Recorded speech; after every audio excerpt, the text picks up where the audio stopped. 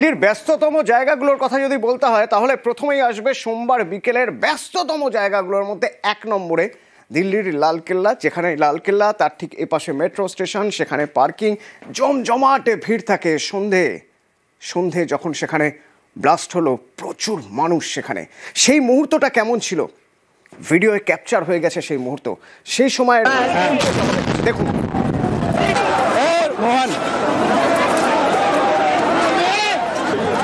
ये हुआ है यहाँ पर। এই যে ক্যামেরা, কোনো লোকাল নিউজ চ্যানেলের কোনো সাংবাদিক হয়তো সে সময় বাইট নিচ্ছিলেন কারো। দেখুন সেই সময় ব্লাস্ট আওয়াজ, যে আওয়াজ নাকি 1 কিলোমিটার দূর থেকে শোনা গিয়েছিল, ভয়ঙ্কর আওয়াজ।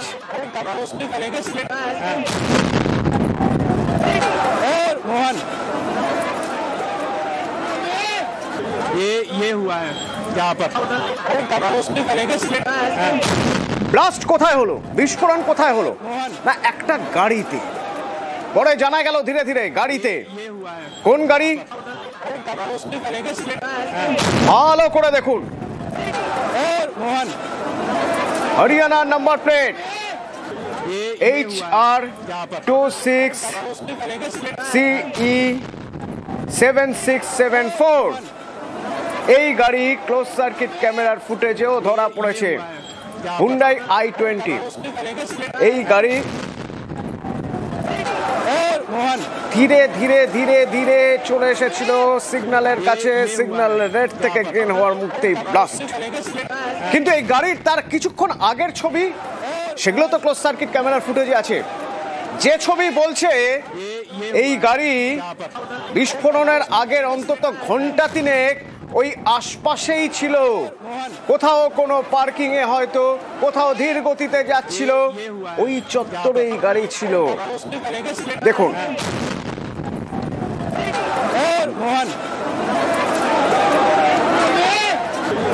ये हुआ है यहाँ पर।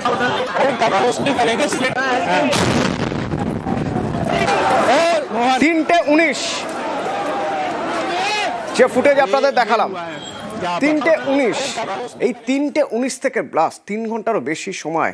এই সময় গাড়ি ওই চত্বরেই ঘুরে বেড়াচ্ছিল। মৈত্রেয়ী, একটা গাড়ি একটা জায়গায় ঘুরে বেড়াচ্ছে 3 ঘন্টা ধরে, কোনো পার্কিংয়ে কোথাও থাকছে, আবার সেখান থেকে আরেক জায়গায় থাকছে। মানে এটা কি দিল্লিতে খুব নর্মাল ব্যাপার বলে মনে হয়, নাকি এর মধ্যে সন্দেহজনক কিছু থাকলেও থাকতে পারে? পুলিশের মনে হয়েছিল কোনো নজরদারিতে ধরা পড়েনি কোনোভাবে যে সন্দেহজনক কিছু থাকতে পারে গাড়িতে, সন্দেহভাজন কেউ থাকতে পারে। যখন সকালেই ফরিদাবাদ থেকে এরকম বড় খবর এলো, ফরিদাবাদ মডুলের খবর। অতটা দেখো, আমি একটা জিনিস, এই জবাবটা দেওয়ার আগে তোমাকে একটা জিনিস একটুখানি দেখাতে চাইবো। আমার ঠিক ডান হাতে হচ্ছে রেড ফোর্ট রয়েছে, এবং এই রেড ফোর্টের পেছনেই হচ্ছে রেড ফোর্টের পার্কিং। আর রেড ফোর্ট পার্কিং এ এই গাড়ি 3:19 নাগাদ এন্ট্রি করতে দেখা যায় এই রেড ফোর্টের পার্কিং থেকে। এবং সেখানেই কিন্তু, যেটা এখন তদন্তকারীদের থেকে জানতে পারছি আমরা, যে রেড ফোর্টের পার্কিং এর থেকেই কিন্তু 3 ঘন্টা সেখানে গাড়িটিকে স্টেশন করে রাখা ছিল। এবং তারপরে গাড়িটি বেরোলো, গাড়িটি বেরিয়ে কোনখানে বিস্ফোরণ ঘটালো না, যে হোয়াইট কালারের যে পর্দা অংশটা দেখছো ঠিক তার পেছনেই। ফলে তুমি বুঝতে পারছো দূরত্বটা ঠিক কতটুকু। পার্কিং থেকে গাড়িটা বেরিয়ে ভিড়ের মধ্যে এখানে ব্লাস্ট ঘটালো। কিন্তু 3 ঘন্টা সেই গাড়িটা রইলো রেড ফোর্টের যে পার্কিং এরিয়া রয়েছে সেই পার্কিং এরিয়ার মধ্যেই। ফলে এখানেই কিন্তু সব থেকে বড় প্রশ্ন উঠছে। এবং এখানে আরো একটি গুরুত্বপূর্ণ বিষয়, সোমবার লালকেল্লা বন্ধ থাকে। সোমবার লালকেল্লা বন্ধ, ফলে বন্ধ লালকেল্লার পার্কিং এ একটি গাড়ি 3 ঘন্টার বেশি দাঁড় করিয়ে রাখা হলো। এবং তার মধ্যে যেটা জানা যাচ্ছে যে তার যে ড্রাইভার সেখানে সে বসে রইল, যাকে এখনো পর্যন্ত পুলিশের সন্দেহ যে এই সেই উমর মোহাম্মদ, এই ডক্টর উমর মোহাম্মদ, যে মূল ষড়যন্ত্রী এবং সম্ভবত এই ব্লাস্টে তারই হাত রয়েছে এবং ব্লাস্টের পরে সে নিহত হয়েছে। যদিও সেই সবটা পরিষ্কার হবে ডিএনএ ম্যাচিং এর পরে, কিন্তু যেটা সন্দেহ করা হচ্ছে, অর্থাৎ একজন বাইরে থেকে আসলো, হরিয়ানার নাম্বার প্লেটওয়ালা গাড়ি, দিল্লির নাম্বার প্লেটওয়ালা গাড়ি নয়, সেটি আসলো এবং পার্কিং এ 3 ঘন্টা রইলো এবং সেখানে কারোর নজর পড়লো না। এরকম একটি সেন্সিটিভ জোনে ছুটির দিনে কিভাবে গাড়ি এতক্ষণ রয়ে গেল এবং সেখানে সবার নজর এড়িয়ে কি করে এতক্ষণ এক্সপ্লোসিভ নিয়ে সেই গাড়িতে নিয়ে বসে রইলো? তার কারণ তারপরে কিন্তু আর কোথাও যেতে দেখা যায়নি। 3:19 গাড়িকেই প্রথম দেখা যায় পার্কিং এ এন্টার করতে এবং 6:30 কিছু পরে 6:38 নাগাদ গাড়িটি পার্কিং থেকে বেরোতে দেখা যায় এবং সেই সময় সিসিটিভিতে ক্যাপচার্ড হয় এবং তারপরেই 6:52 অর্থাৎ জ্যাম ঠেলে ভিড় ঠেলে গাড়ি বাইরে এসে ঠিক এই 1 নম্বর গেটের উল্টো দিকে লালকেল্লার সামনে এসে ব্লাস্ট করে। অর্থাৎ এখান থেকেই বোঝা যাচ্ছে যে বিস্ফোরক গাড়িতেই ছিল, অর্থাৎ সার বিস্ফোরক নিয়ে যে গাড়ি এতক্ষণ যায়। প্লিজ একটু সঙ্গে থাকো, একটু সঙ্গে থাকো। আমার সঙ্গে কর্নেল রাজেন্দ্র ভাদুরী রয়েছেন, यहाँ पर কথা বলবো। কর্নেল ভাদুরী, দিল্লির লালকেল্লা, সেই লালকেল্লা যেখান থেকে প্রধানমন্ত্রী ভাষণ দেন, সেই লালকেল্লা যা আইকনিক, দিল্লির দিল বলতে যে জায়গাগুলো বোঝানো হয় তার মধ্যে অবশ্যই লালকেল্লা। হাই সিকিউরিটি জোন, সব সময় সিকিউরিটি থাকে সেখানে। সোমবার লালকেল্লা ঢোকা যায় না, কারণ সোমবার বন্ধ থাকে লালকেল্লা। সেই লালকেল্লার পার্কিংয়ে একটা গাড়ি 3 ঘন্টা ধরে রয়ে গেল, যে গাড়ির নাম্বার প্লেট দিল্লির নয়, বাইরের নাম্বার প্লেট। ধীরে ধীরে সেই গাড়ি বেরিয়ে যাচ্ছে। সেই গাড়ি লালকেল্লা পর্যন্ত যে পৌঁছানোর জন্য অনেকগুলো ক্লোজ সার্কিট ক্যামেরা ফুটেজ, মানে ক্যামেরা পার হয়ে তারপরে আসতে হয়েছে। কোথাও সন্দেহজনক কোনো কিছু ধরা পড়লো না। কেন, কি মনে হয় আপনার? না দেখুন, দিল্লি এনসিআর রিজনে ইউপি রেজিস্ট্রেশন আর হরিয়ানার রেজিস্ট্রেশনের গাড়ি ঘোড়া কোনো অস্বাভাবিক জিনিস না। কারণ Delhi NCR including core Delhi, new Delhi, যেটা capital region, core capital region, ওইখানে তো হরিয়ানা HR নাম্বার বা ইউপি নাম্বারের গাড়ির মুভমেন্টের উপরে তো কোনো রেস্ট্রিকশন নেই।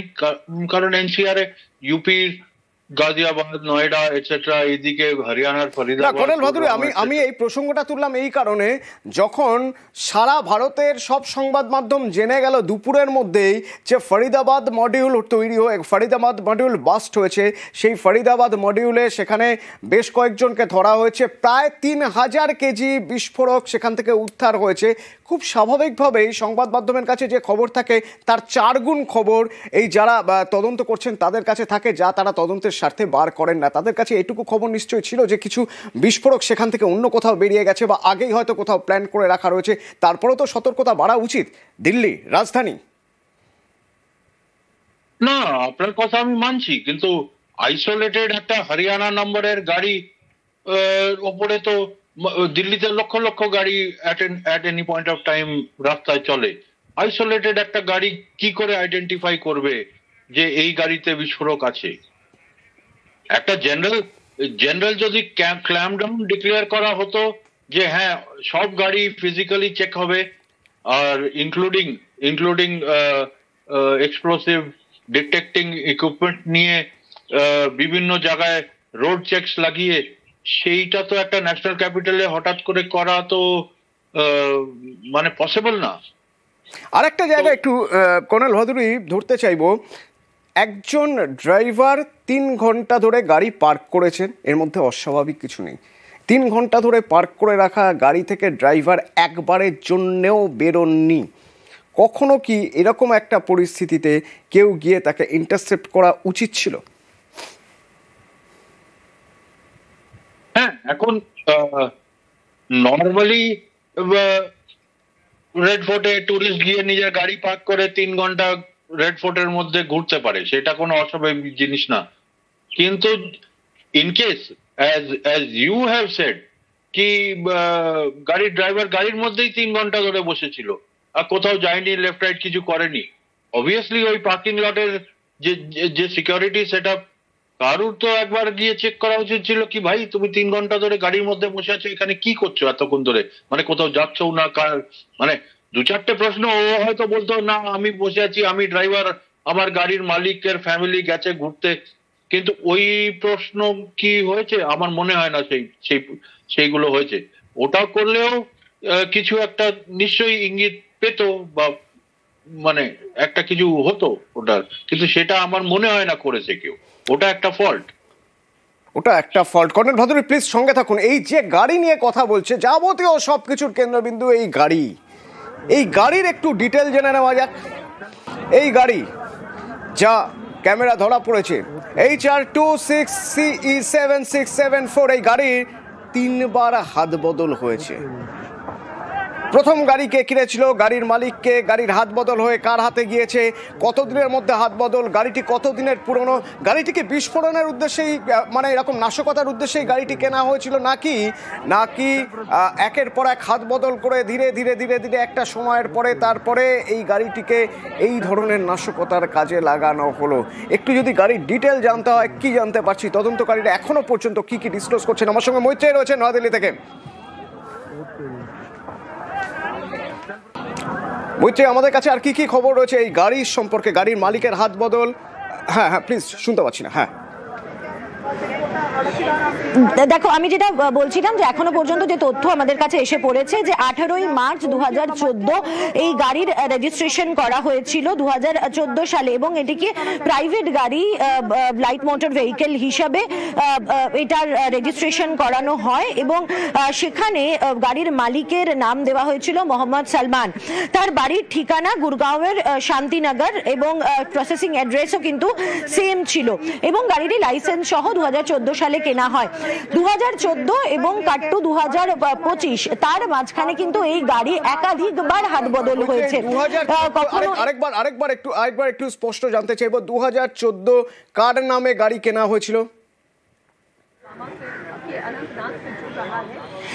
দেখো, গাড়ির ইনফরমেশনের ব্যাপারে আমরা এখনো পর্যন্ত যেটা জানতে পারছি যে এই গাড়ি 2014 সালে কেনা হয়, গাড়ির রেজিস্ট্রেশন হয় 18ই মার্চ 2014 সালে, এবং এই গাড়িটি কেনা হয়েছিল মোহাম্মদ সালমানের নামে, যার পার্মানেন্ট অ্যাড্রেস শান্তিনগর গুরগাঁও। শান্তিনগর গুরগাঁও। মৈত্রীর সঙ্গে থাকো, আমার অপর সহকর্মী শান্তিনগর গুরগাঁও পৌঁছে গিয়েছিলেন কাল রাতে, এবং এই মোহাম্মদ সালমান তার বাড়ির সামনে থেকে আমার সহকর্মী কিছু তথ্য আমাদের সঙ্গে, কিছু ইনফরমেশন আমাদের সঙ্গে শেয়ার করেছে, শুনবো। जिस I-20 गाड़ी का बार बार जिक्र हो रहा है वो गाड़ी मोहम्मद सलमान के नाम थी, और मोहम्मद सलमान गुरुग्राम के शांति नगर इलाके के इसी मकान की तीसरी मंजिल पर किराए पर रहता था। यहाँ के जो मकान मालिक है उनका दावा है कि करीब 2016-17 में मोहम्मद सलमान अपने परिवार के साथ यहाँ पर किराए पर रहने आया था, और वो एक निजी कंपनी में काम करता था, लेकिन 2020-21 के दौरान उसने इस मकान को खाली कर दिया था और यहाँ से उसने दूसरी जगह पर अपना घर ले लिया था। जब दिल्ली में ब्लास्ट हुआ है और उसके बाद जो चीजें सामने आई हैं, तो उसके बाद एक ना सिर्फ दिल्ली पुलिस बल्कि गुरुग्राम पुलिस भी इस पूरे मामले को लेकर के जांच कर रही है। आखिरकार क्या सलमान की भूमिका थी और क्या कुछ नहीं थी। माता जी, कब यहाँ पर सलमान रहने आया था, कब उसने इस मकान को खाली किया? तो है कई साल हुए, अभी जब लॉकडाउन ना लगो जब गया यहाँ से।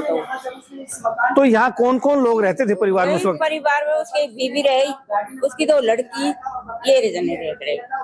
तो अब कहाँ रहता है सलमान, इसके बारे में कोई जानकारी आपके पास? भाई हमारे पास तो कोई जानकार, पर लड़का मेरे पता, लड़का गया है, ले गई लड़का धोनेला गांव में कोई गिरोवर कहिए फ्लैट, वहाँ में रहता बताया। मोहम्मद सलमान जो इसी मकान में रहता था, जो मकान मालिक है उनका कहना है कि करीब 2020-21 में उसने इस मकान को खाली कर दिया था, और 2016-17 में वो इस मकान में अपने परिवार के साथ रहने आया था, लेकिन इस वक्त वो यहाँ पर मौजूद नहीं है। इस घर को खाली किए भी उसको करीब 4 से 5 साल हो चुके हैं। अब दूसरी जगह पर वो रह रहा है, लेकिन गुरुग्राम पुलिस और दिल्ली पुलिस इस पूरे मामले की जांच कर रही है कि दिल्ली ब्लास्ट में जिस